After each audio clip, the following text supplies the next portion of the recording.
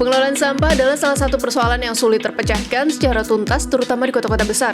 Rantai masalah yang dimulai dari belum tumbuhnya kebiasaan memilah sampah sejak dari rumah, hingga tempat penampungan yang semakin terbatas, cepat atau lambat menjadi bom waktu. Inisiatif pengelolaan sampah oleh warga kendati dalam skala kecil, terus-menerus digulirkan. Salah satunya di Kelurahan Rangga Mekar, Kota Bogor, Jawa Barat.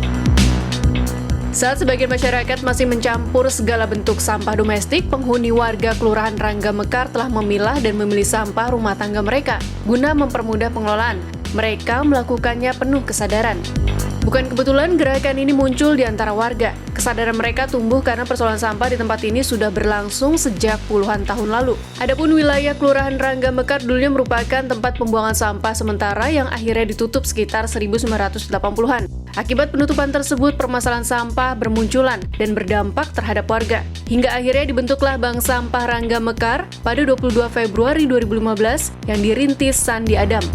Bank Sampah Rangga Mekar mengelola sampah yang telah dipilah berdasarkan jenisnya oleh warga untuk kemudian didaur ulang sehingga warga mendapatkan tabungan bernilai rupiah. Meski demikian, Ketua Bank Sampah Rangga Mekar saat ini, Muhammad Zulton Abdul Aziz, mengakui upaya edukasi pengelolaan sampah mandiri belum sepenuhnya optimal. Anggaplah dari 100% nih layanan kita layanan itu sebenarnya ada 500 kakak lebih. Cuman yang dihitung tuh di sini jadinya per rumah nih. Anggap ada 300 rumah. Nih palingnya warga yang baru mau memilah sampah itu ada di angka 70-100 orang. 70-100 rumah yang baru mau memilah si sampahnya itu sendiri. Salah satu inovasi pengelolaan sampah ala Rangga Mekar yakni Pos Pandai atau Pusat Olah Sampah, Pilah, Ambil, Nabung, Daur Ulang, Alat, dan Inovasi. Pos Pandai pada dasarnya adalah tempat pembuangan sampah berdasarkan jenisnya. Pos-pos sampah ini didirikan di beberapa titik perumahan warga, seperti di The Gading Hill RW 003 Rangga Mekar. Saat sudah penuh, sampah-sampah yang sudah dipilah ini akan diangkut untuk dikelola di bank sampah. Melalui Pos Pandai ini, warga jadi terbiasa memilah sampah berdasarkan jenisnya. Tidak hanya di lingkungan warga, Bank Sampah Rangga Mekar juga mengedukasi sejumlah sekolah untuk mengenalkan pengelolaan dan pemilahan jenis sampah sejak dini. Salah satunya di SMP PGRI 11 Kota Bogor. Mungkin dari kalian sudah ada tahu ya, bagian sampah ada berapa? Ada sampah dibagi menjadi sampah apa aja? Ada organik, ada lagi kalau di perusahaan itu ada namanya limbah B3 ya, bahaya B3. Tapi kalau di kita hanya dua, organik dan anorganik ya.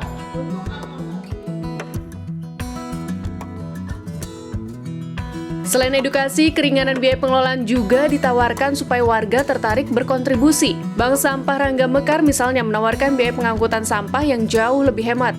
Jika biasanya warga membayar Rp60.000 per bulan untuk mengangkut sampah domestik, mereka hanya perlu merogoh kocek antara Rp15.000 dan Rp25.000 per bulan dengan satu syarat, yakni memisahkan sampah organik dan anorganik sejak di rumah. Jika tidak, sampah tersebut tidak akan diangkut kendati sudah membayar.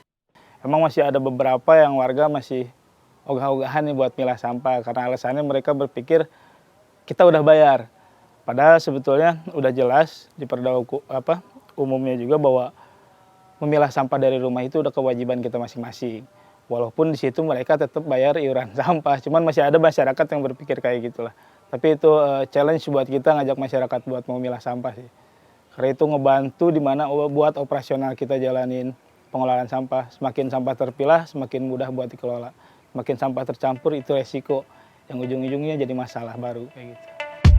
Bahkan ada juga warga yang baru tergerak memilah sampah setelah semua jenis sampah miliknya menumpuk. Padahal dengan membuang sampah berdasarkan jenis sejak awal, warga tidak perlu repot kerja 2 kali. Lalu kemana sampah-sampah yang sudah dipilah itu selanjutnya? Sampah anorganik yang masih memiliki nilai ekonomi bisa dijual kembali. Ada pula sampah yang dibakar melalui tungku bakar atau mini insenerator dengan suhu di atas 600 hingga 800 derajat Celcius. Sementara sampah organik akan didaur ulang menjadi pupuk cair di tempat pengolahan sampah Reduce, Reuse, Recycle atau TPS 3R.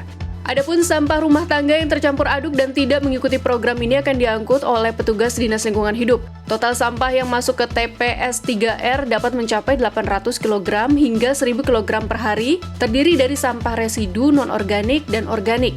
Kendati demikian, perjuangan pengolahan dan pemilahan sampah di Rangga Mekar hingga seperti saat ini tidak mudah dan butuh waktu panjang. Para pengelola bank sampah Rangga Mekar pun sepakat, apa yang dicapai saat ini belum seberapa. Namun meskipun kecil, setidaknya mereka sudah melakukan sesuatu bagi konservasi dengan memulainya dari diri sendiri. Emang rata-rata orang yang kegabung di sini itu kebanyakan bukan kebetulan, mungkin kebenaran juga ya.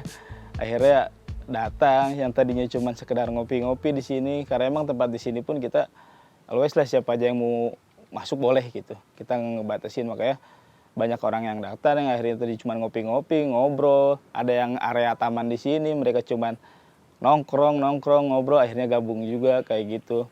Dan saya sendiri pun di 2015 ikut gabung di sini, emang awalnya tuh lebih ke arah ikut-ikut aja sih, ikut-ikut aja. Dan akhirnya mulai kebangun kegerak tuh di 2016, emang karena ngerasain gitu milah sampah dari pagi sampai malam itu repotnya kayak gimana, akhirnya tergerak di situ. Dan buat bisa bertahan sih effortnya emang cukup gede lah ya. Selain dari waktu, tenaga sama pikiran juga paling ngebahas soal pendapatan. Cuma rata-rata di investasi ini ya investasi sosial lah kalau bisa disebutnya. Susah kalau kita ngacunya cuma terhadap ekonominya aja gitu. Karena sebenarnya kalau kita pikir banyak ilmu yang didapat. Kayak contoh soal dari kita nggak ngerti sampah, akhirnya ngerti soal pemilahan sampah, ngerti gimana cara memperlakukan sampah. Terus kita tambahan lagi ngerti soal lingkungan yang tadinya benar-benar buta. Nah di sini semua kolaborasi aja sesuai basicnya masing-masing. Atau ada juga yang kayak Kang Panji Alit, dia lewat lagu, edukasi lewat lagu. Dan itu pun jadi poin buat ngebantu lah penghasilan teman-teman sesuai dengan kapasitasnya masing-masing. Pilah sampah, ambil sampah, nabung sampah, daur ulang sampah.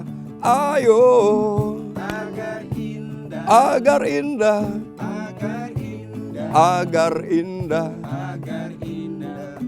lingkungan kita.